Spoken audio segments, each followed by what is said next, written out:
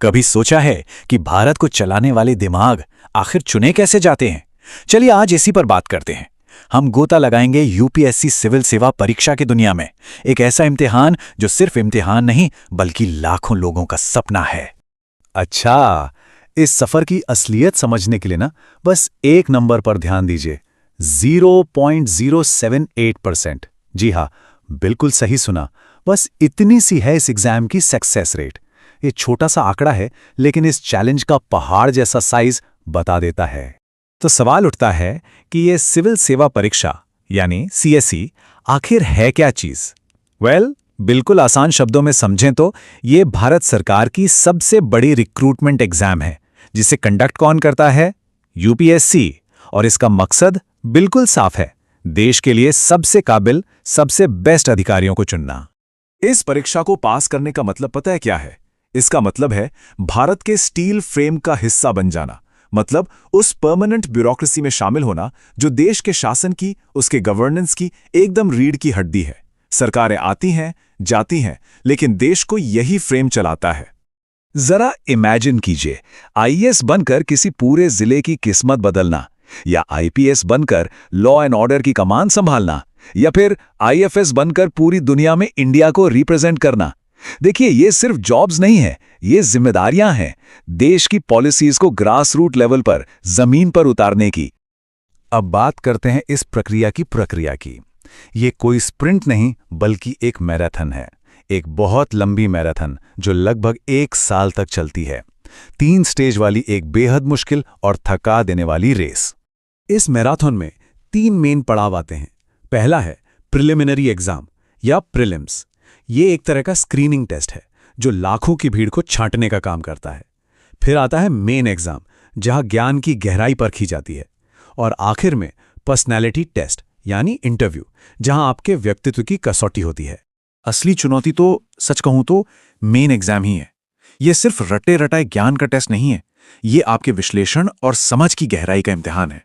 इसमें 9 अलग-अलग descriptive paper होते हैं जो कई दिनों तक चलते हैं। जरा इस सिलेबस के विस्तार को देखिए। 2 क्वालिफाइंग पेपर हैं, फिर एक निबंध का पेपर, जनरल स्टडीज के 4 पेपर और एक ऑप्शनल सब्जेक्ट के 2 पेपर। हर एक पेपर कैंडिडेट के ज्ञान, उसकी एनालिटिकल पावर और लिखने की कला की कड़ी परीक्षा लेता है। सब मिलाकर एक कैंडिडेट जो इस प्रक्रिया में सफल होता है ना, वो कम से कम 32 घंटे सिर्फ एग्जाम हॉल में बिताता है। सोचिए, ये सिर्फ ज्ञान का टेस्ट नहीं है, ये मेंटल और फिजिकल स्टेमिना का भी एक जबरदस्त टेस्ट है। लेकिन सिर्फ किताबें पढ़ना ही काफी नहीं है। एक और बहुत बड़ा चैलेंज है, और वो है करंट अफेयर्स के सूचना के महासागर को काबू करना। मतलब हर दिन, हर पल दुनिया में कुछ नया हो रहा है और आपको वो सब जानना, समझना है। तो इस इंफॉर्मेशन के समंदर में एस्पिरेंट्स के लिए एक लाइट हाउस की तरह काम करता है प्रेस इंफॉर्मेशन ब्यूरो यानी पीआईबी। ये भारत सरकार की वो नोडल एजेंसी है जो सरकारी नीतियों, प्रोग्राम्स और अचीवमेंट्स के बारे में सबसे भरोसेमंद जानकारी देती है। अब पीआईबी इतना जरूरी क्यों है?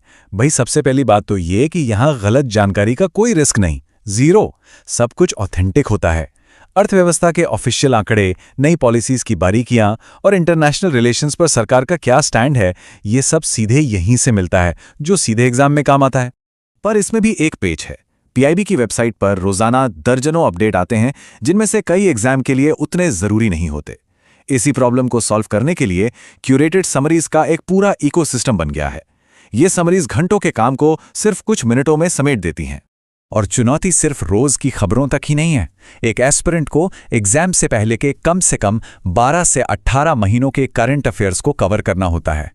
ये लॉन्ग टर्म मेमोरी और लगातार कोशिशों का एक बहुत बड़ा टेस्ट है। तो अब आते हैं इस एग्जाम के सबसे ड्रामेटिक हिस्से पर, द नंबर्स गेम। 10 लाख से भी ज्यादा सपनों से लेकर बस कुछ हजार पोस्ट तक का सफर। साल 2022 का आंकड़ा देखिए, 11,35,000 से भी ज्यादा लोगों ने प्रीलिम्स के लिए रजिस्ट्रेशन कराया। ये नंबर दिखाता है कि ये एग्जाम देश के युवाओं के लिए क्या मायने रखता है। लेकिन रजिस्टर कराने वालों में से सिर्फ 5,73,000 के करीब उम्मीदवार ही असल में एग्जाम देने पहुंचे। इसका मतलब लगभग आधे लोगों ने तो पहले पड़ाव पर पहुंचने से पहले ही हिम्मत हार दी। और आखिरी में 2023 में फाइनल क्वालिफिकेशन रेट क्या रहा? वही नंबर जिससे हमने ये पूरी बात शुरू की थी, सिर्फ 0.078%। ये आंकड़ा इस परीक्षा की जबरदस्त कठिनाई और कंपटीशन को अपने आप में बयान कर देता है। तो ये सब देखकर एक बड़ा सवाल मन में आता है, आखिर इस एक परीक्षा के लिए इतनी दीवानगी क्यों है? ये भारतीय समाज के लिए इतनी जरूरी क्यों है? इसका जवाब छिपा है प्रतिष्ठा और प्रभाव में।